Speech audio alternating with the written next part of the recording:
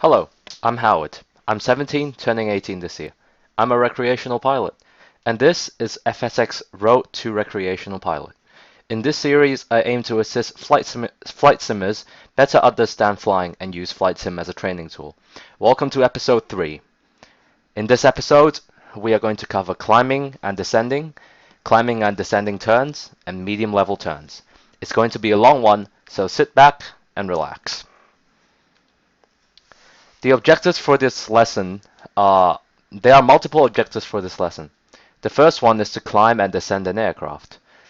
The second one is to transition between different climb and descending configurations smoothly. And I also forgot to add that today we are also going to learn how to level off. And we are also going to learn how to turn during a climb and a descent. And we are also going to learn how to execute a normal medium level turn with no altitude deviation. And finally, in this episode, we are going to learn how to execute a takeoff. To set up for a climb, we use the same acronym as we used during straight and level. It is PAST, power, attitude, speed, and trim in that order. The first type of climb that you will learn how to do is best rate of climb. The best rate of climb is published in the Pilot Operating Handbook as VY. To set up for a best rate of climb in the Cessna 172, you're going to set the power to full forward. You're going to pitch up and set the attitude to so the horizon is just above the cowling and the dash intersection. The speed should be around 74 knots.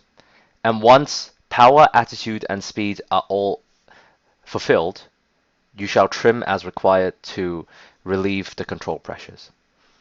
The advantages of a best rate of climb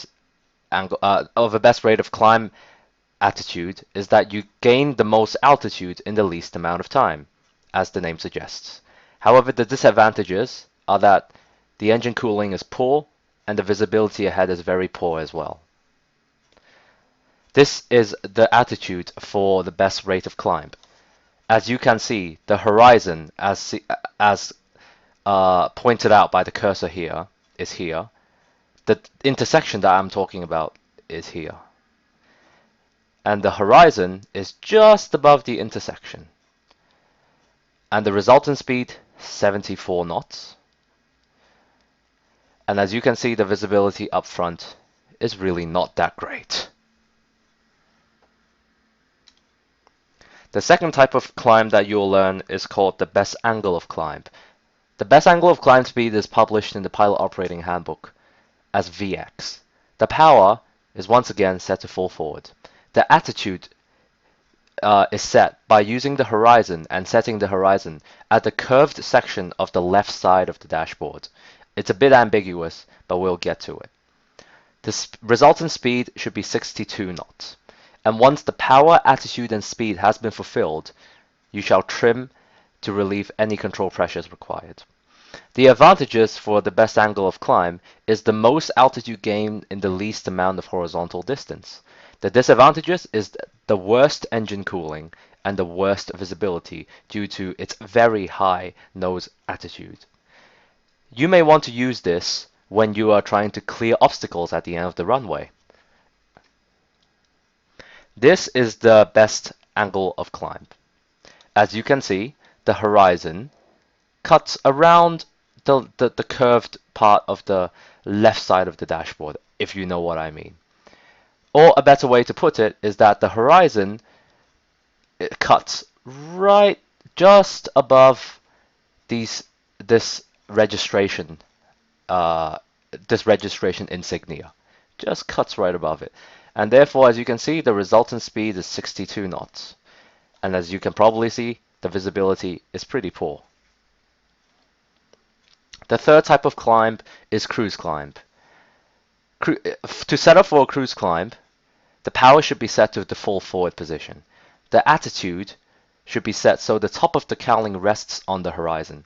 The resultant speed should be 80 to 85 knots. The trim, once again, is as required. Once all three variables before trim, power, attitude, and speed, are fulfilled, the pilot shall trim out any control surface pressures required. The advantages is the best engine cooling and the best visibility, presumably due to its low nose attitude. However, disadvantages come with a very slow climb rate and a very low climb angle. So this is probably preferable if you are doing an extended period of climbing on an extended long cross-country flight. Note that there is no particular cruise climb speed set in the pilot operating handbook. However, a good rule of thumb is that the cruise climb speed is about 5 to 10 knots above the best rate of climb speed. This is the cruise climb attitude. As you can see, the horizon cuts and rests just on the top of the cowling. And the resultant speed here is 80 knots. Now we're going to move on to descending. To set up for a descent is the same acronym, PAST, power, attitude, speed, and trim. To set up for a normal descent, the power is reduced to 1800 RPM. The attitude is so you see the ground and the sky is split into equal halves. So it's half sky, half ground as your attitude. Your speed should therefore be around 100 knots. And after the power, attitude, and speed are fulfilled, you should trim out any required control pressures. This is the normal descent attitude. As you can see, it is roughly half sky and half ground. As you can see, there's a resultant speed of 100 knots, and the power is set to 1800 RPM. The glide descent is also the second type of descent you will learn. However, it is not used during normal flight. It is practiced in order to facilitate for the readiness for an engine failure. In the glide descent, the speed is 68 knots, which is the best glide speed. Power is set to flight idle. Attitude is roughly the same as a fast cruise attitude. The speed therefore should result at around 68 knots. And once the power, attitude, and speed has been achieved, the trim should be set as required to relieve any control pressures. And usually the trim is a lot of nose up. And attitude for glide descent is as shown here. The power is set to flight idle, and as you can see, the speed is at around 68 knots. Now we're going to move on to climbing turns. In a climbing turn, we usually use the VY attitude because it gives a good margin away from the stall speed, and it also gives good climbing performance. The turn should be less than 20 degrees, and this is due to the reduction in the vertical component of lift during turn. If you turn more than 20 degrees, there will be a lot of performance penalty. It is okay and it is preferred that you trim for the climb. However, do not trim during any turn. This is due to the ballooning effect that would occur after you level out from a turn. You'll notice that more right rudder is required during a right turn due to the left turning tendencies produced by the engine at slow airspeed and at full power. To enter a turn, you use the acronym L and 3 Bs. We'll cover that in the following slides. For a descending turn, you can either use glide or a normal descent. Note that during a descending turn, the turn can be at or less than 30 degrees.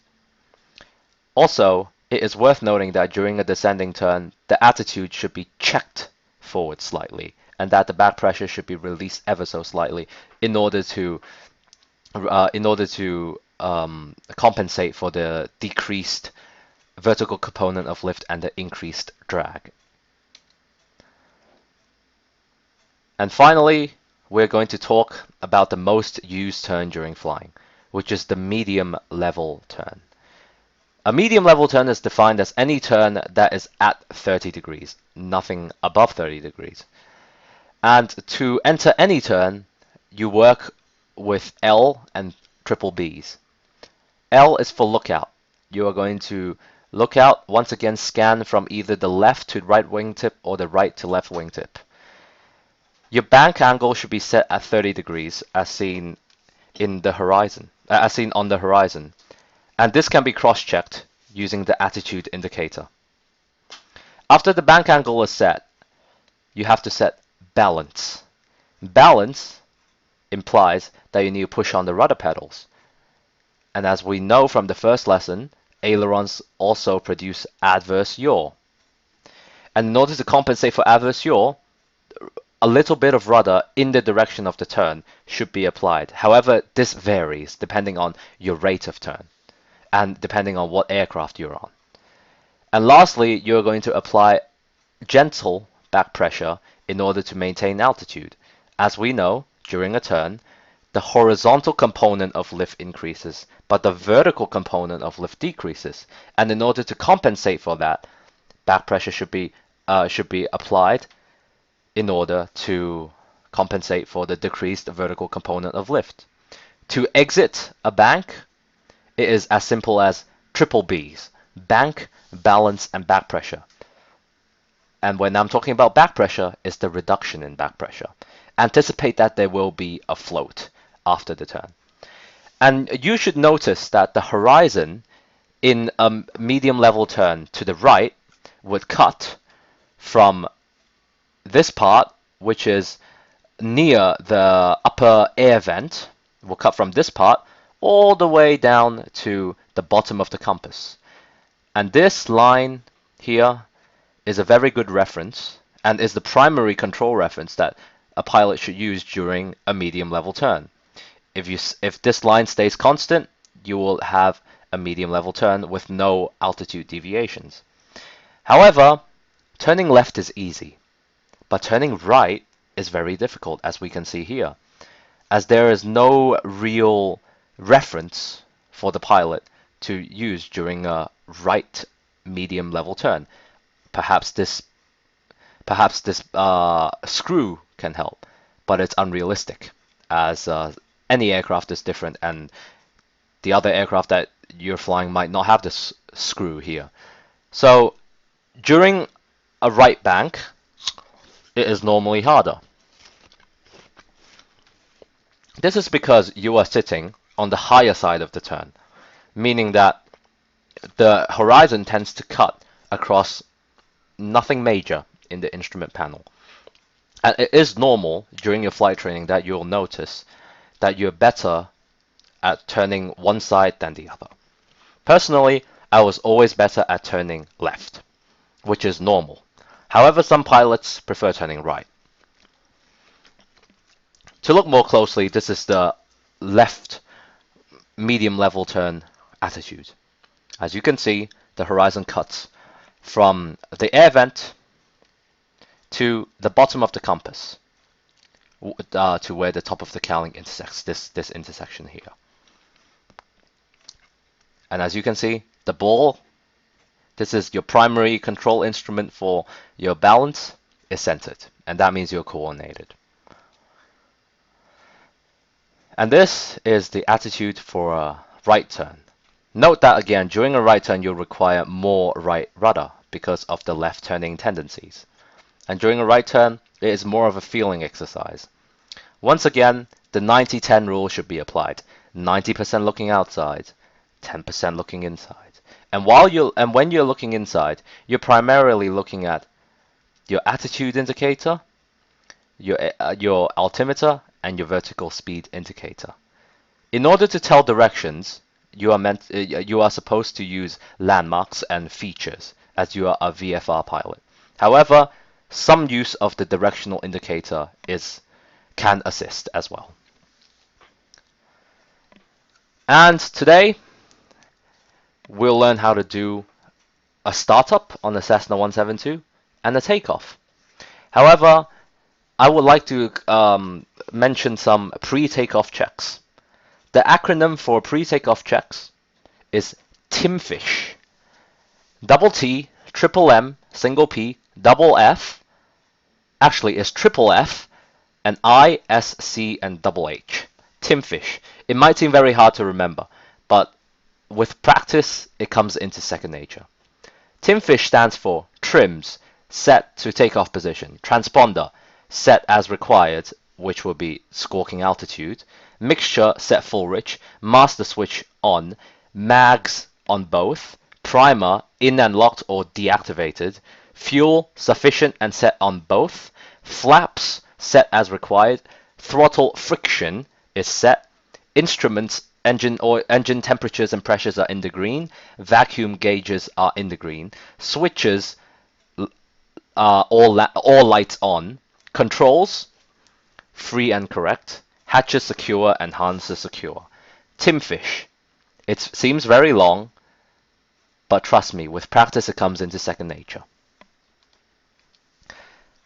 And during the takeoff, what you'll do is you'll smoothly apply full power, and you'll notice that there will be quite a bit of right rudder required on ground. This is due to the left turning tendencies once again.